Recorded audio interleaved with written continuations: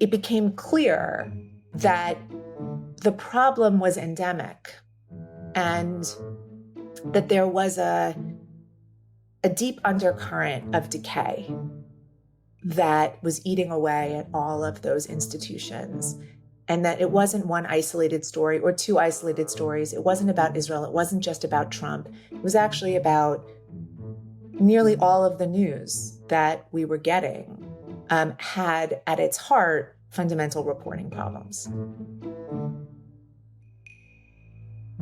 Welcome to the Unspeakable Podcast. I'm your host, Meghan Daum. Before we get to this week's guest, journalist and editor Alana Newhouse, a couple of announcements. I will be quick about them. The first is that on September 3rd in New York City, I will be in conversation with novelist and columnist Lionel Shriver. We're going to be talking about my new book, The Catastrophe Hour, and also Lionel's books, her columns in The Spectators, and all of our various ideas. This is happening at the Village Underground Comedy Club at 6 p.m. And the link to buy tickets is in the show notes. You can also go to meghandaum.com/events to find out more. Doors open at 5:15. We're going to be selling books there. We will be out by 7:30 because the comedy is going to start at 8. If you purchase your tickets soon, you will get a discount by using promo code Catastrophe18 at checkout. It's going to be a great night. Also in New York City, about a month after that is, of course, our big Unspeakeasy Ideas Weekend featuring today's guest, Alana Newhouse, among lots of other speakers, including John McWhorter, Carol Hooven, Mike Pesca of The Gist, policing expert Peter Moskos, Andrew Hartz of the Open Therapy Institute, who will be a guest on the show coming up, and lots of others that you probably know from the podcast. You can meet all your intellectual heroes. It's going to be an amazing weekend. You've never experienced anything like it. You definitely have never experienced anything like it because we've never tried anything like this, and probably no one else has either. You can find out more and register by going to theunspeakeasy.com/NYC. And again, that's October 11th and 12th. Okay. My guest, Alana Newhouse, is the editor of Tablet magazine, which she founded in 2009. Tablet's roots are in Jewish identity, and it has historically been a platform for Jewish news and ideas. But under Alana's guidance, the magazine has become much more than that over the years. It's also recently expanded into a print publication, which I personally find thrilling. In 2021, Alana wrote an essay for the magazine called Everything is Broken, which is about many things, but it's really about what she sees as kind of grand scale, yet hard to clearly define failure of the systems and institutions that have been the bedrock of American life for the last century, at least. Now, a lot of people talk about failures of institutions, but she does it in a really interesting and original way in this piece. It's very personal, as well as really smart. And we're going to talk about that essay in this conversation, as well as what's been on her mind lately. We also talk about how to, negotiate the urge to burn everything down versus the need that many people have to salvage what we can, or even muddle along pretending nothing needs to change. We talk about AI and misinformation, and even about the news and images coming out of Gaza and how to know what is real. This is an extraordinary conversation, and it is my absolute pleasure to bring it to you. So here is Alana Newhouse. Alana Newhouse, welcome to the podcast. Thanks so much. It's great to be here. I have so much I want to talk with you about. You're involved in so many interesting things with Tablet and elsewhere. You launched Tablet as an online publication in 2009, which seems so long ago now. I didn't realize it had been quite that long. And you've now brought it out as a print publication, which is incredibly exciting. I'm going to hold up the most recent issue in case anybody's watching on video. So I want to talk about why you decided to do that and sort of your philosophy and your aesthetic philosophy with the magazine, because it's so beautiful. But I want to start off by going back to 2021, which is when you published your famous essay, Everything is Broken. It's interesting to revisit that piece now, since I don't know about you, but lately I feel a sense that everything is not just broken, but poisoned. I don't know a better word for it. How are you feeling about brokenism at this particular moment? Oh, wow. Well, part of what I think the piece tried to gesture at is this idea that things break in history all the time. Civilizations go through moments of flux when institutions that seemed solid and seemed central, sense-making institutions, decay, and they stop being as useful as they were. They stop playing the role that they used to play. But that one of the amazing things about American history, at least, is that these moments are cyclical and things break and then new things form in their place. And so there's a cycle of disaggregation, aggregation, disaggregation. And so while I agree with you that things certainly on the surface seem a lot more broken and more obviously broken than they did even 4 or 5 years ago, I feel like when I peer out there into the world, I'm also seeing the seeds of reaggregation and new things being built. And so it's a hard moment because it requires a lot of hope and it requires you to be optimistic. And it requires you to be optimistic when faced with a lot of brokenness, because a lot of the things that you encounter will still be very broken. But I do feel the hints of optimism out there. I want to know what those hints are, but I also want to say, I often find myself in conversations with people who maybe don't think about this stuff quite as intensely and unhealthily around the clock, perhaps, as people like you and I do. And they're just really despairing, and this is terrible. And, the Trump administration and Trumpism have set the American project back, 80, 90, 100 years. And my feeling is let's just try to step away from the canvas. We're looking at a painting that is so big, like a version of Guernica that is so huge that you can't look at it if it's right in front of you. You have to step way, way, way back. And so on one hand, you could see that as a healthy way of looking at it. Another way you could look at it is as a total cope. And those are actually the same things, right? But does that land at all with you? Of course. Of course, you never know whether or not you're being naive or properly optimistic. And remember, there's a unfortunately vanishingly small feeling of difference between cope and blackpilling.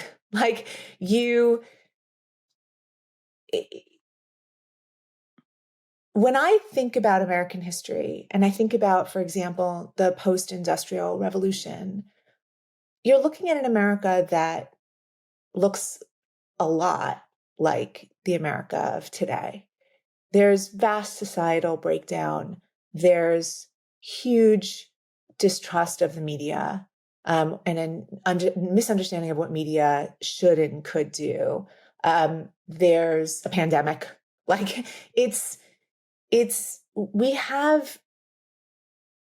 love the idea that sort of history doesn't repeat itself, but it rhymes. And I feel that it's an important thing to understand when you're living through that history. I will also say that one of the features of our life in 2025, which is a result of decades of a particular trends in American life, is that many of us live in the space of national politics. National politics has taken the place of local life. It's taken the place of media. It's taken the place of religion. And when you decide that all meaning in life you get from the national political scene, I think anyone in any decade would black pill with that strategy. So I just want us to be mindful without being, without trying to avoid what's hard about this moment and what feels dark about this moment. I also feel like it's silly to imagine that what you're looking at in America right now is something unsurmountable. I don't see that. I think it's probably unsurmountable if everyone decides to stick their head in the sand or put their heads under the covers. But I don't think it's a moment of enormous doomerism. Can you describe what you mean by black pill and how that's different from red pill? Because people are familiar with red pill pretty commonly at this point, but not so much black pill. So black pilling is just the metaphor begins because of the Matrix movie. Right. And the idea in the Matrix movie, there were only two pills, the red pill and the blue pill. The blue pill was you live in the fantasy of what you're supposed to, what the authorities want you to see about the world. The red pill allows you to see reality as it is. But in the provenance of the internet, there are two other pills that have kind of joined the pill bottle. One of them is white pilling, which is to believe in hope no matter what the reality that you're facing looks like. And the other one is black pilling, which is to believe that the world is coming to an end and is terrible and disastrous no matter the reality that you're looking at. And I feel a lot of black pilling. I get it and I understand it. And I also feel that black pilling can be good because it allows you to see problems. But at its heart, it has an ideology, and that ideology is to assume that things are bad. And as a reporter, I can't subscribe to that. I need to look at reality as it is and judge it based on how I see it, not based on what I want or what I believe is the larger trend happening. If the reality in front of me is good, I want to be able to say it. If the reality in front of me is bad, I want to say that too. If the reality in front of me is mixed, let's talk about that. And somehow it feels like people need a scrim in front of their lens. And they need something to see that filters everything and makes sense of everything, which, by the way, is completely understandable. We live in a moment when our sense-making institutions have failed us. So people are reaching for something that can make sense of everything in the world for them. I just don't think it's fundamentally useful, but I understand the impulse completely. When you say sense-making institutions, I'm assuming you mean universities, media, what else? What other institutions? Cultural institutions, Hollywood, even music, museums. These are institutions that awards, all the awards, what they did was all of those institutions told us or transmitted a sense of value, hierarchy, importance. And sometimes they were right and sometimes they were wrong, but at least we felt that there were institutions that saw it as their responsibility to do that work for us. And I don't think that any of us look at the Oscars right now and believe that they offer us a slate of things that we're going to watch for pleasure or profit. It's so hard because I also tend to think that, but I also then worry like, oh, maybe there's really good stuff that I'm missing because I'm just discounting all of this. Like it's too overwhelming to even parse all the movies that came out. Like I should do my own research about the arts and culture. So I want to try to do a little timeline here because you're, I think, a young Gen Xer. You're a little bit younger than I am, but I think you and I basically come from the same kind of background. And you were an editor at The Forward. You've been a media professional for most of your career, I think. Yep. Were you like on board with the kind of status quo or like just the sort of set of conventional, sophisticated person wisdoms for a lot of your career? When did things start to shift for you? They shifted underfoot. And I think for a bunch of years there, I didn't really know what I was looking at. So when I started my career, my journalism career, which was at The Forward, there was only one mainstream media pyramid, right? There were local papers, national papers, major metro dailies, news magazines, then consumer magazines, thought leader magazines. And even the niche publications saw themselves as on the margins of that one set of interlocking institutions that created mainstream public opinion, right? And so even if you were far left, far right, if you focused on the arts or you focused on Jewish life or you focused on Catholic life, you still saw yourself as engaged and in some senses interconnected with with the biggies, right? With legacy media. We're talking New York Times, NPR, everything, studio, Hollywood studios, all that. Exactly. One of the things that happened when in some of the early years at Tablet is that we started noticing that the mainstream outlets were covering certain stories that we knew and that we understood and had reported on directly, particularly the Middle East. The coverage wasn't simply biased, which is like it's a simplistic way of looking at it. The coverage had reporting problems and it had fundamental journalistic flaws in it. And so we started reporting on that. Can you give an example or two? Sure. I mean, I think that first of all, the entire coverage of Israel and the Israeli-Palestinian conflict is a huge issue that, for example, Maddie Friedman has written about, wrote for Tablet 10 years ago, a pretty important piece about why the Israeli-Palestinian conflict, which by any measure is not remotely the deadliest or most violent or most important conflict in the world, gets the attention that it gets in the American media scene, and how that skews the coverage, the amount of reporters that they put on that story versus the amount of reporters that they put in Kenya, right? You can't by any measure justify how they cover the Middle East. Then the story starts moving stateside, mainly with the seeds of what became known as the Iran deal, the Iran nuclear weapons deal, which JCPOA was the acronym. And what was odd to us was that it just felt like a lot of the questions that were being asked by reporters domestically about America and about American foreign policy and American foreign investments were odd. And they didn't quite make sense.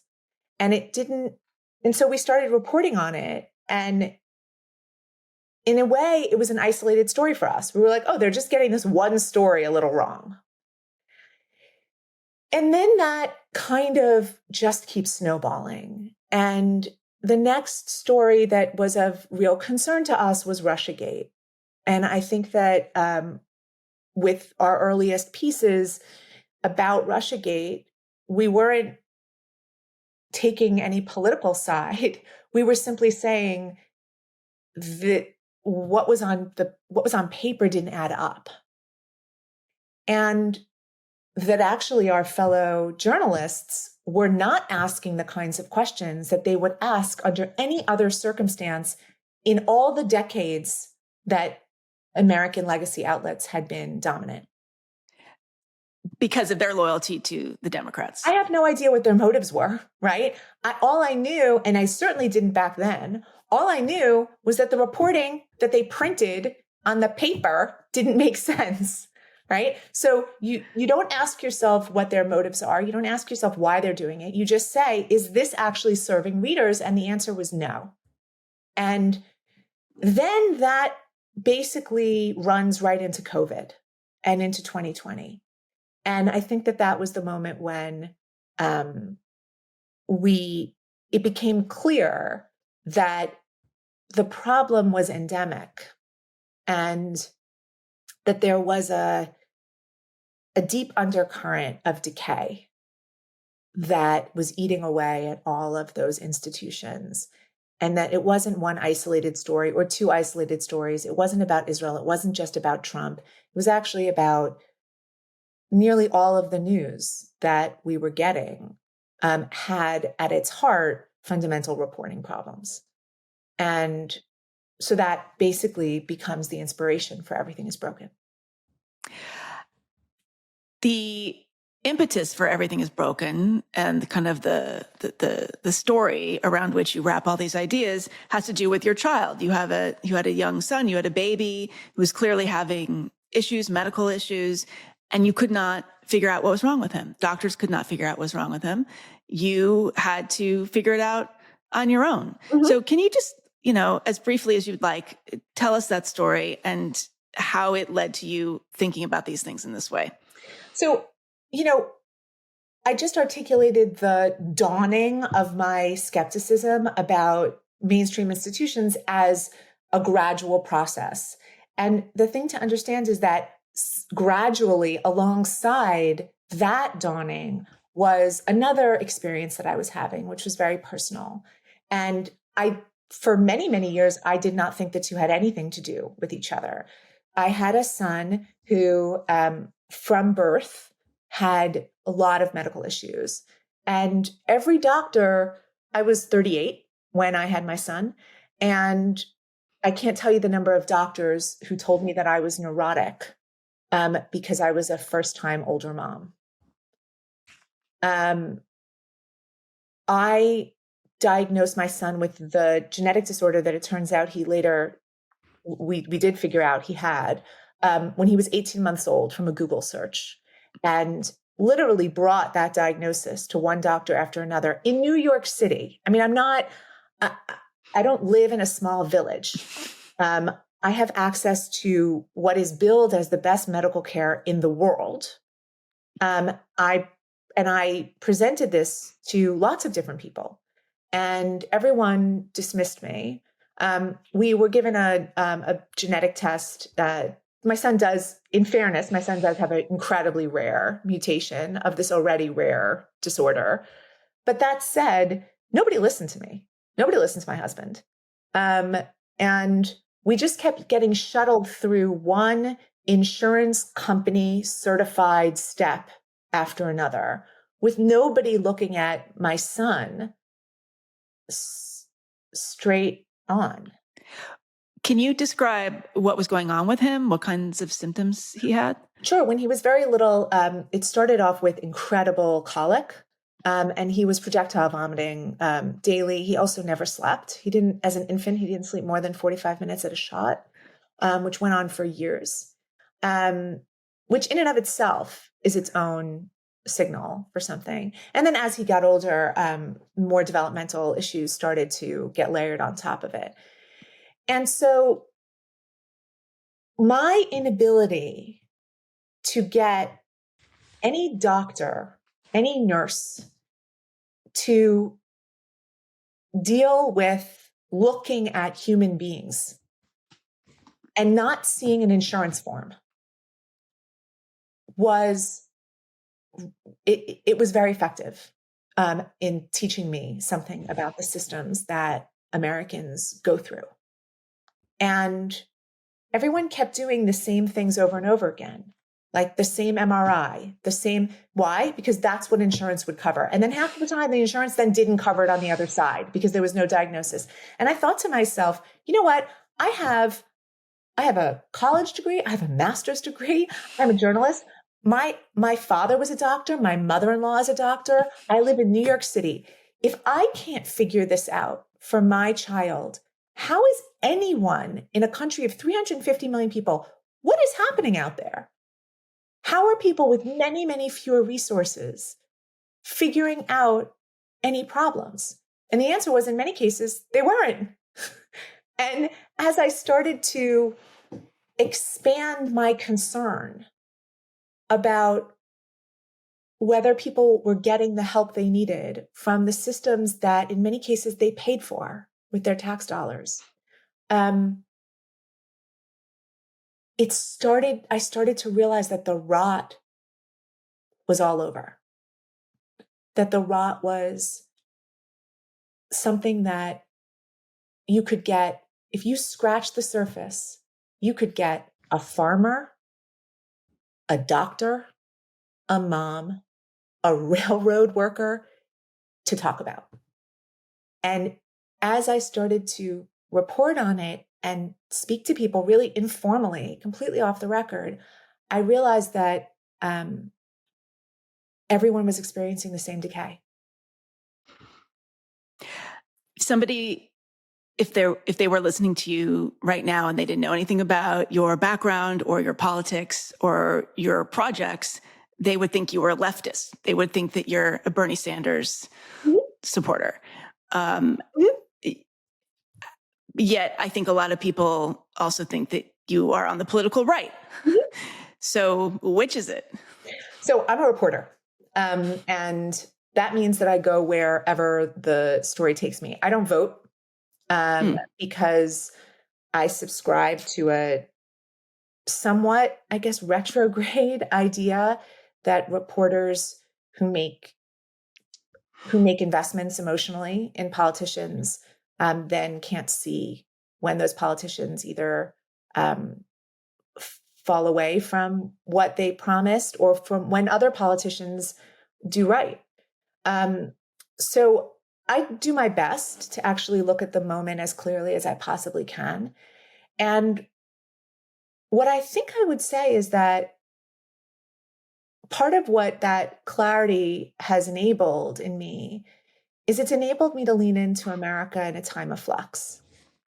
I think there are a lot of people who don't know what their politics are right now. And there are a lot of people who know what their values are, but they don't know those values translate into in terms of political attachment or allegiance. And I lean into that. And I want to sit with those people because I think we're all trying to figure it out together. In the piece, you sort of make a distinction between what you call the brokenness versus the status quoists. Describe what those two camps are. Sure. So basically, in the wake of Everything is Broken, I had a lot of incoming, or a lot of people who reached out, a ton of people who wrote to me or called me, asked to meet with me. And I started to try to describe what I thought were basically two different camps of an emotional reaction to that piece. One camp said, okay, Alana, we get it. We get that there's a lot of brokenness in these institutions, but the institutions are too important. There's too much gold inside of those accounts for us to simply abandon them. So we have to hold on for dear life. Now, the smart ones, the strategically smart ones in those institutions said, we have to reform them. We have to make them better. But there were also a bunch of people in that camp who were simply white knuckling a time of flux. They were just like, we can't let go of, what are we going to do? We can't abandon the Ivy League. We can't abandon the New York Times. We just have to just squeeze our eyes and hope that they figure out the error of their ways. And maybe if we scream at them enough via Twitter, they'll understand it. In both cases, both of those groups were fundamentally invested in those status quo institutions.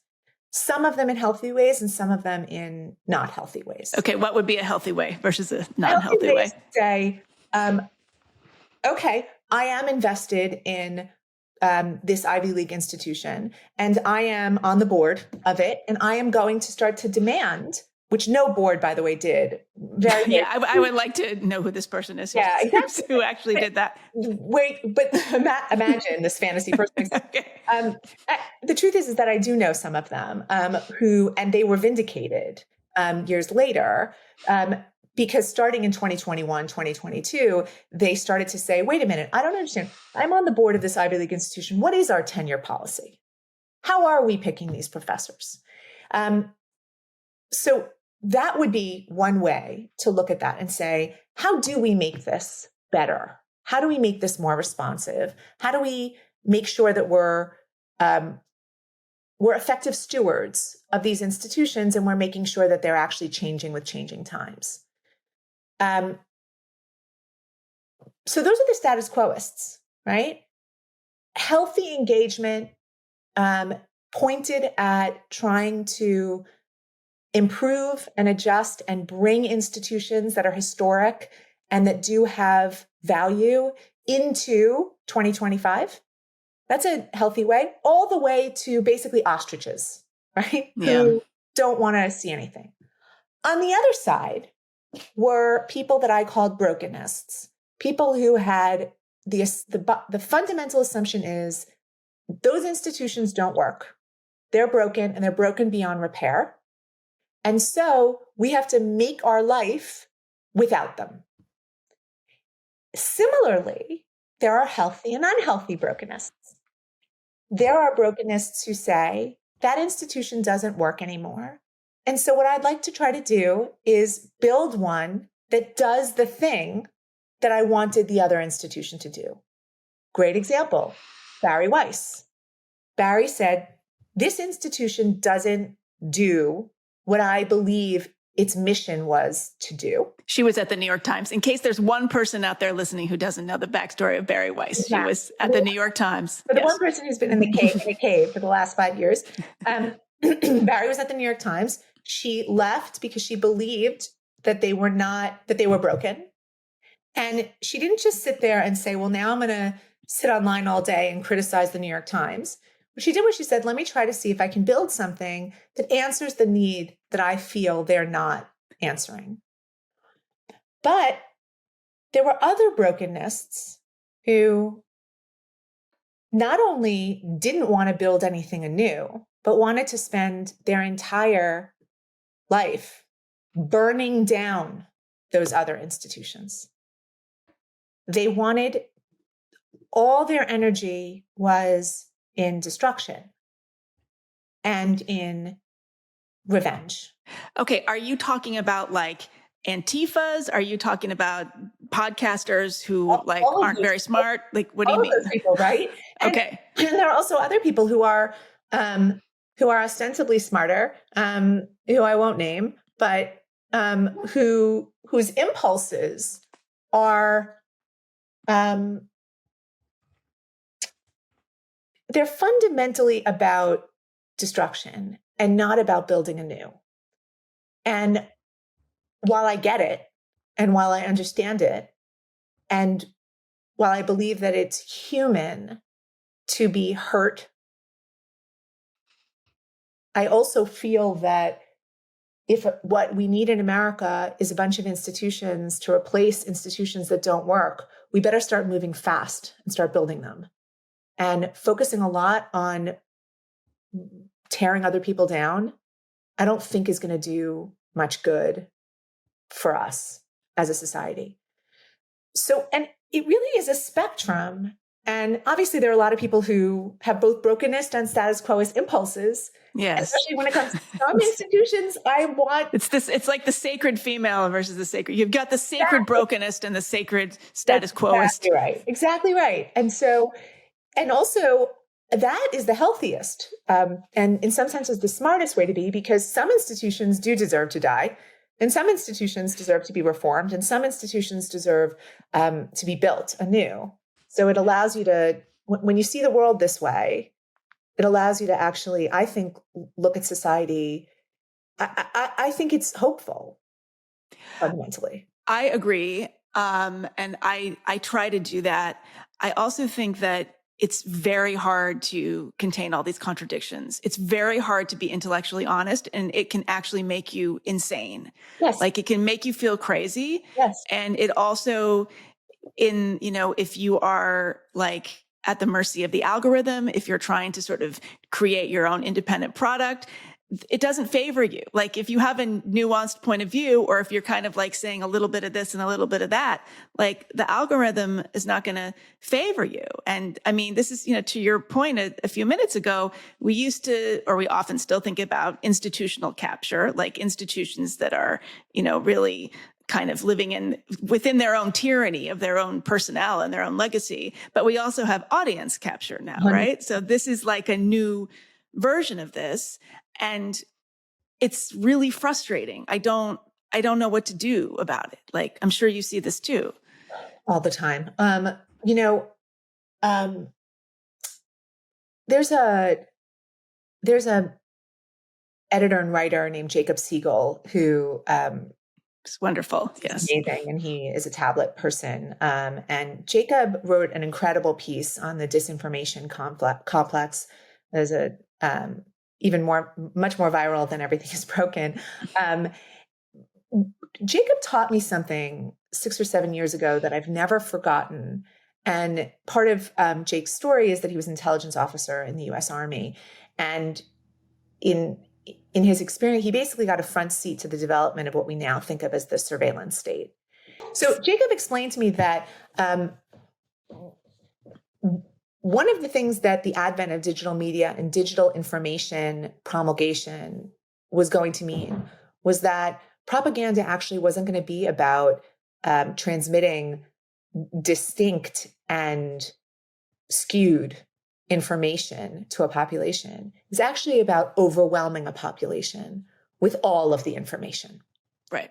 And overwhelming them with so much information, some of which is true, some of which is not, some of which is true but meaningless, some of which is not true but actually meaningful, with no filter for how to organize that information. And that mental confusion that it would cause was where propaganda machines would get their power from. And it is literally what has happened. So what I would say is that, one of the challenges with the online space is not only audience capture, but it's even whether your audience is real. Yeah. I feel like what I want to tell you is, when you hear my dog barking in the background, you should all breathe a sigh of relief, because it means I'm very likely a human being. And I'm very AI is gonna have dogs soon, though. They're gonna have AI dogs. They already do. Right, you can have your robot dog. Right. Yes. Right. But as of right now, at least, it's not common practice to have your AI dog interrupt your podcast. Oh. So it is. I have an AI FedEx guy that interrupts my podcast every time. So yeah, it's incredible. No, I'm kidding. No, I know what you're saying. I think Jacob's point, I think that is absolutely correct. And I mean, I always think of like the Orwell versus Huxley distinction. Like, George Orwell was worried about misinformation, and it was actually Huxley who was really onto something when he said, it's not misinformation, it's overinformation. That's right. It's not that the people aren't going to read. It's not that the people are reading the wrong thing. It's that they won't be able to read anymore at all. That's right. But in terms of like these new institutions, something like the University of Austin, which is another thing that Bari Weiss was involved in. And she's a friend of mine. She's a friend of yours. I defend her to the death. I've on record as defending her and being a big fan of hers. That said, the University of Austin, which is these new, exactly what you're saying, let's build something new. We don't like the way the old universities are. We're going to build something new, and it's going to be about free thought, and we're going to, bring people in, and this is going to be exciting and also kind of sexy and edgy. There's been a huge split within that institution. People have left the board. We're hearing reports and we're reading articles about how There's like the kind of edgelord faction versus the more status quoist faction there. And it's looking like that project might not succeed. And so that's an example of something that I think people were really excited about, and the idea that you could build new educational institutions. But it's really, really difficult at the end of the day. So, okay. So here's what I would say. Harvard was founded in 1636. The University of the UATX was founded like 11 minutes ago. Yeah. The point is, here's what's important. If you believe in an institution and you want to determine its direction, my advice is to engage as much and until you see that your influence won't make a difference. But there are plenty of people who have invested in UATX and with enormous principles. And I think it's way too early. The fact that they already have classes of students itself is an unbelievable feat. And the idea of starting a new institution like that, if I said to you, someone's going to start a new university in 2021, you would have told me I was nuts. And that they were going to actually try to go up against the Ivies and in many cases attract the students that those Ivies were once attracted in barely a year, you'd tell me there's no way. Inevitably, that kind of institution should have infighting. That's a sign of health. It means that there are people who really want to have deep, complicated debates about the future of it. And I just think that, to me, institutions are very, very hard to build. And institutions that you build that seem easy to build are probably not institutions that have a lot of intellectual debate going on inside of them. How important do you think messaging is and signaling is? Because one of the things going on with UATX is you've got a comms department, and I don't want to get too in the weeds with this, that is like, tweeting and putting out, social media messaging that is really almost trollish. Mm-hmm. And that's what a lot of the fighting is. But we're also seeing this from our own government. I mean, the White House is a shit poster at this point. This is the vernacular of the moment. And maybe we're just being old and get off my lawn-ist about it, and we should get over it. I mean, here's what I would say. I don't follow the story closely enough to talk about UATX as an example. But what I will say is the platform makes the language.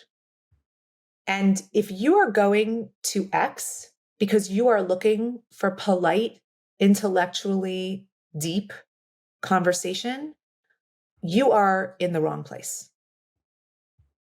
X and social media are platforms incredibly powerful. They are platforms for the promulgation of ideas, the promulgation of personalities. They are not where things go to get built, in my experience. And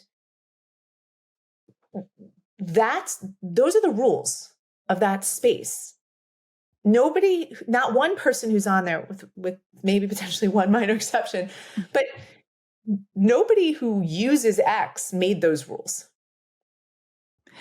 Okay, but in fairness, I mean, I'm talking about they had a very slick, well done, communications video, promotion video, saying, while they burn, we build. And it was footage of other universities, freaking out, mayhem 2020 on campuses.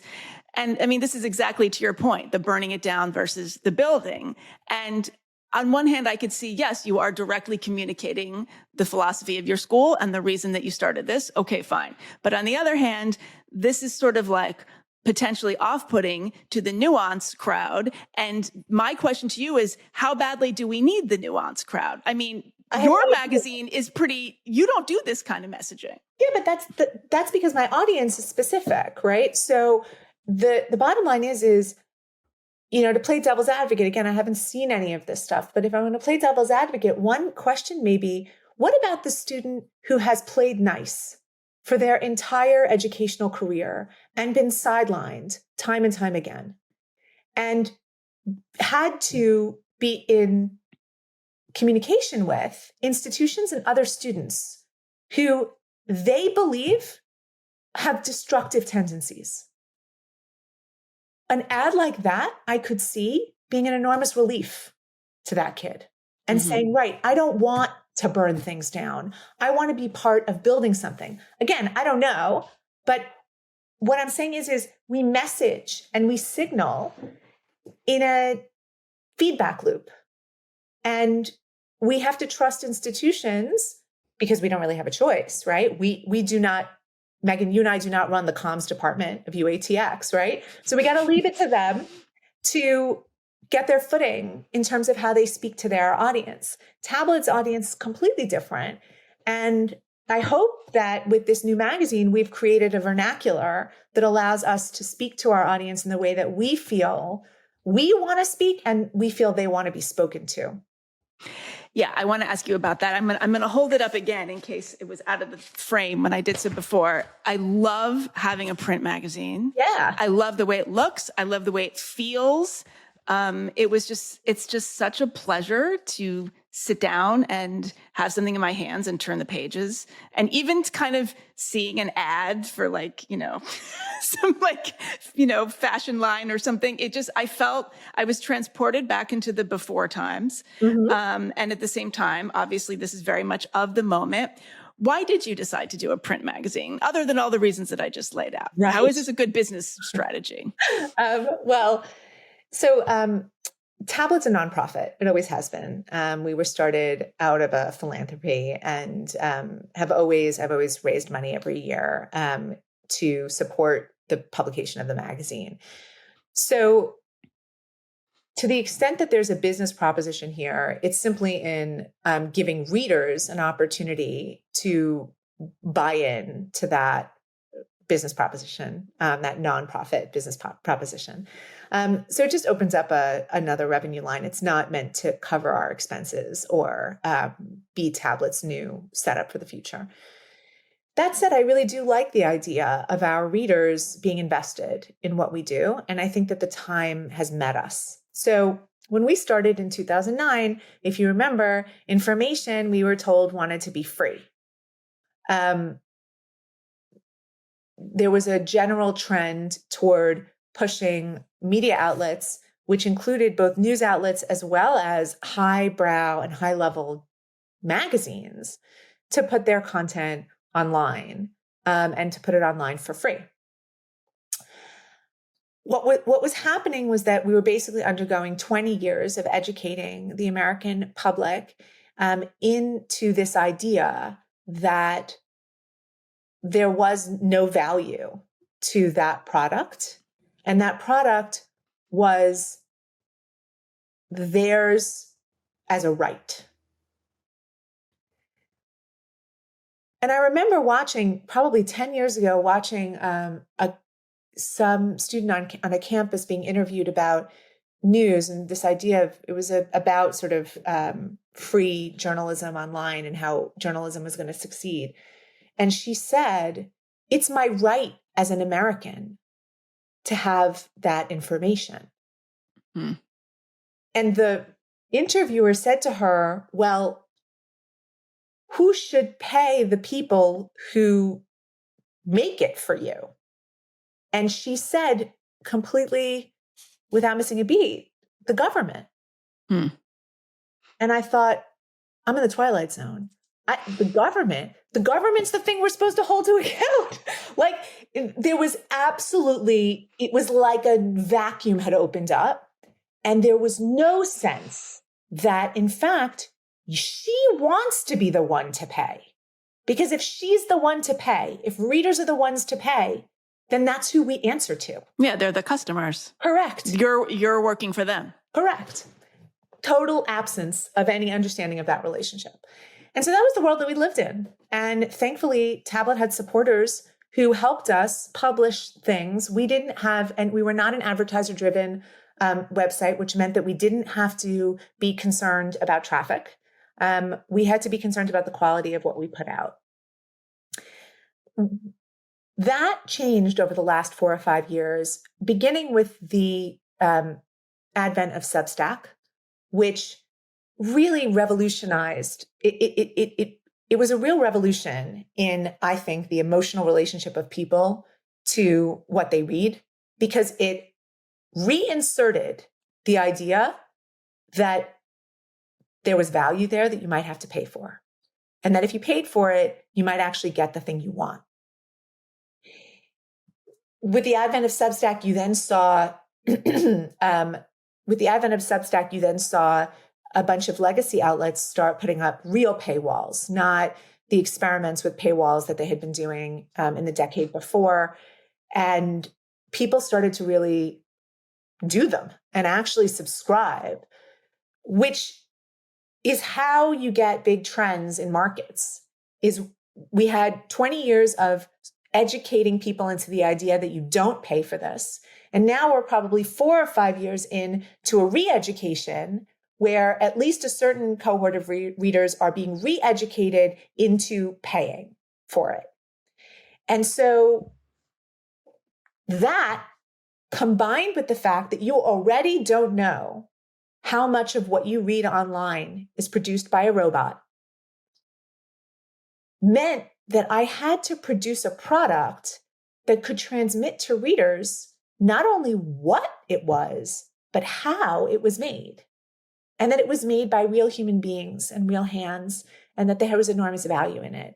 And the fun part about the move to print, which everybody is so surprised about, but it's not really that much of a surprise to me, and I wonder if it would be to you, is the biggest driver were our Gen Z readers, who, one of them literally said to me, I grew up, the internet was the wallpaper of my life.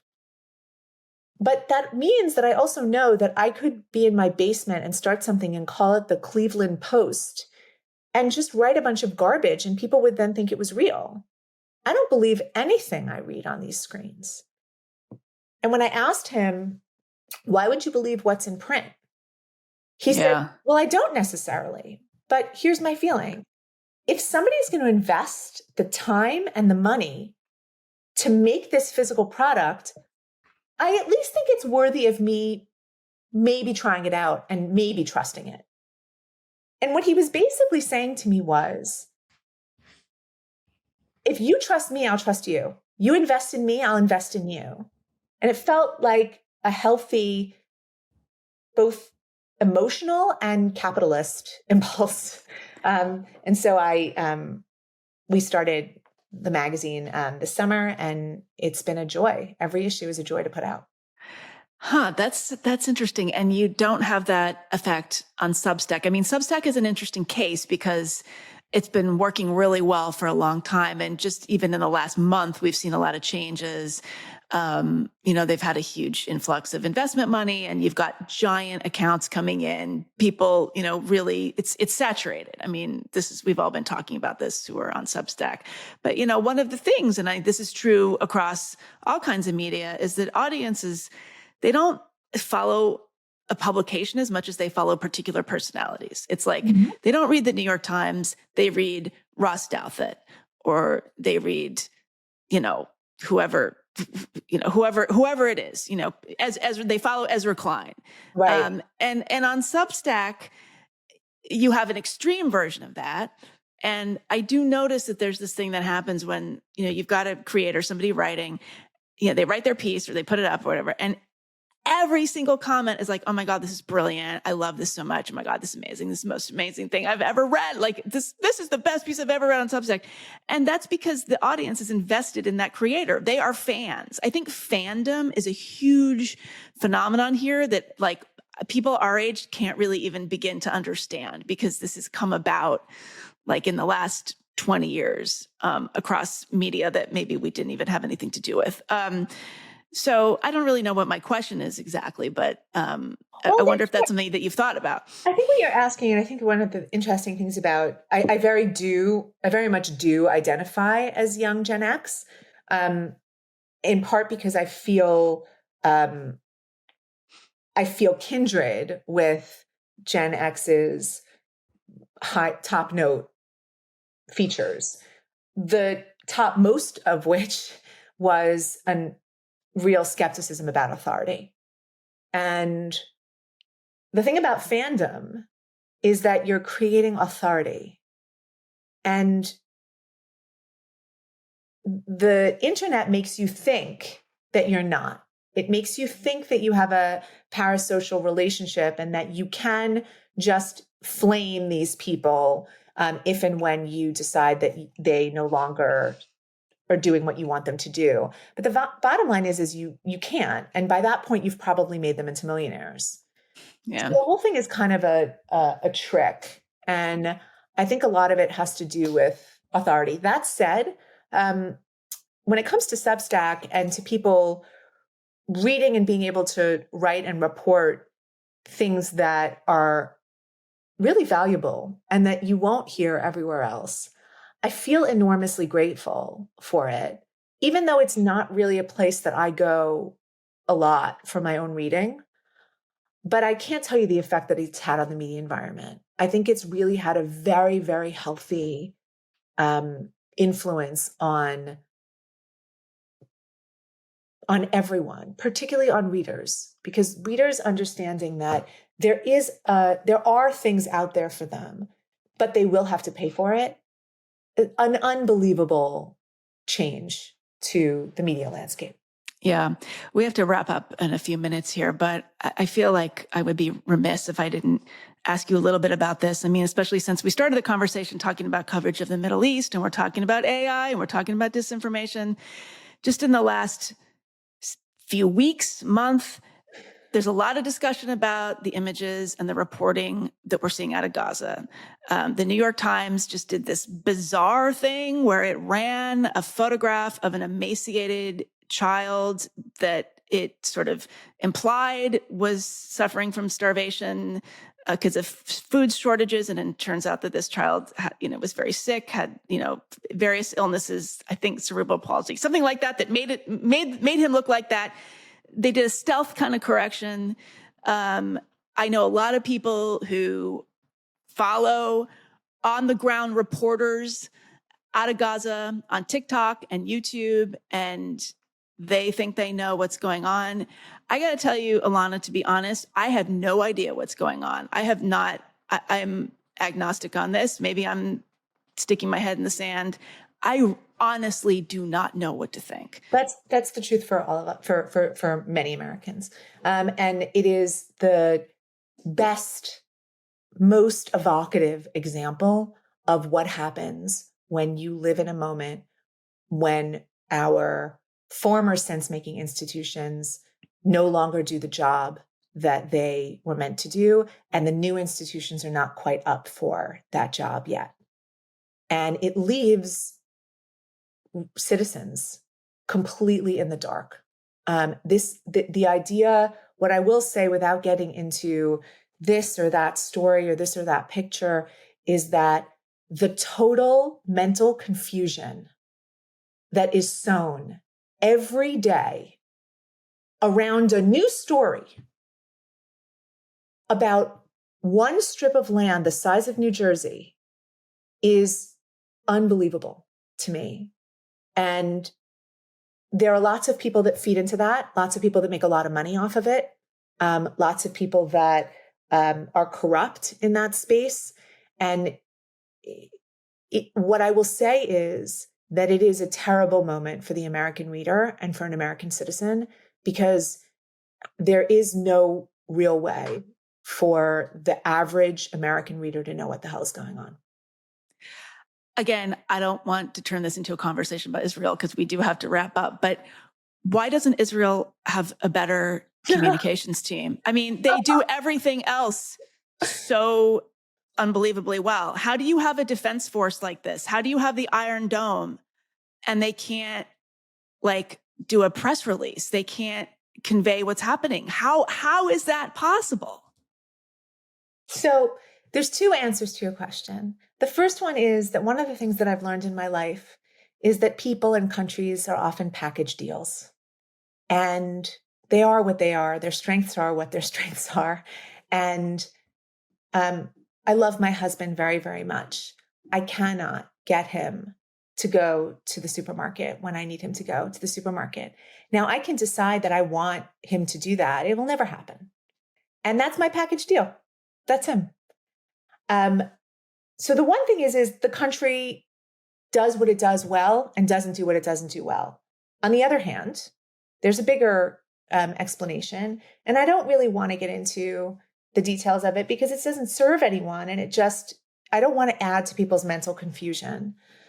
But what I will say is that I think that the story, Israel serving as a PR villain, is really beneficial to a lot of people out there.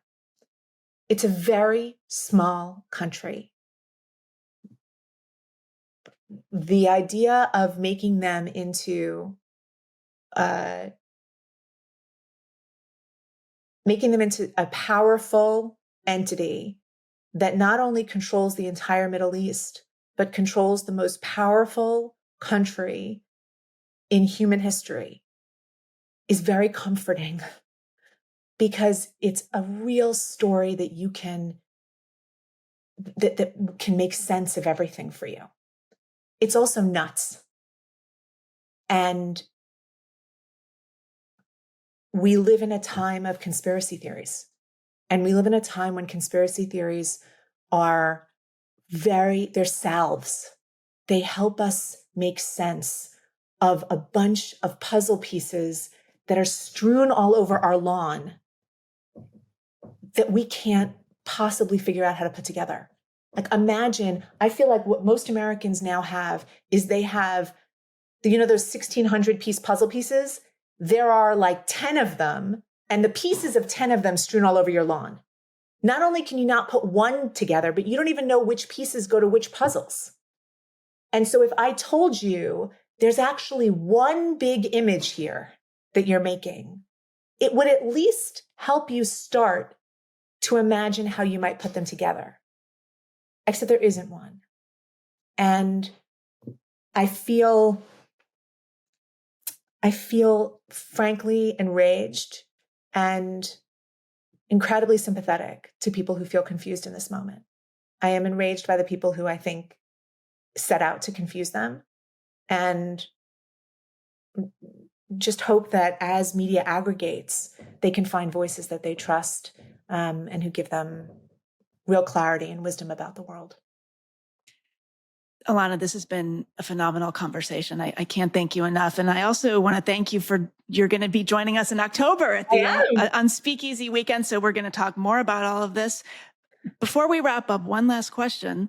How is your son doing these days? He's great. Thank you so much. And not only is he great, but I have, since my son was diagnosed, I have become involved in an organization called the Foundation for Angelman Syndrome Therapeutics. And we basically, it's a patient advocacy organization that owns a lot of the IP related to treatment for Angelman syndrome. We also support a lot of other efforts to try to get treatment to people with this disorder. And it's incredibly hopeful, very exciting time.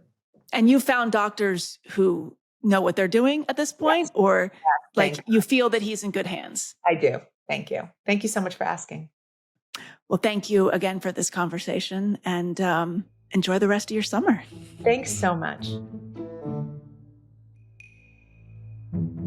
That was my conversation with Alana Newhouse. She is the editor of Tablet Magazine, which now has a print version that I highly recommend.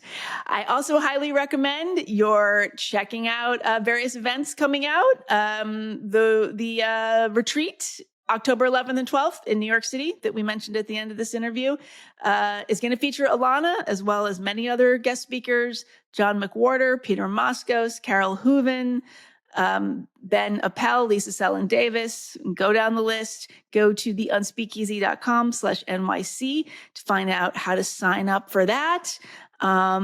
It's co-ed. I've told you that before, but don't forget. And it's going to be quite something. So would love to see you there. I would also love to see you in New York on September 3rd.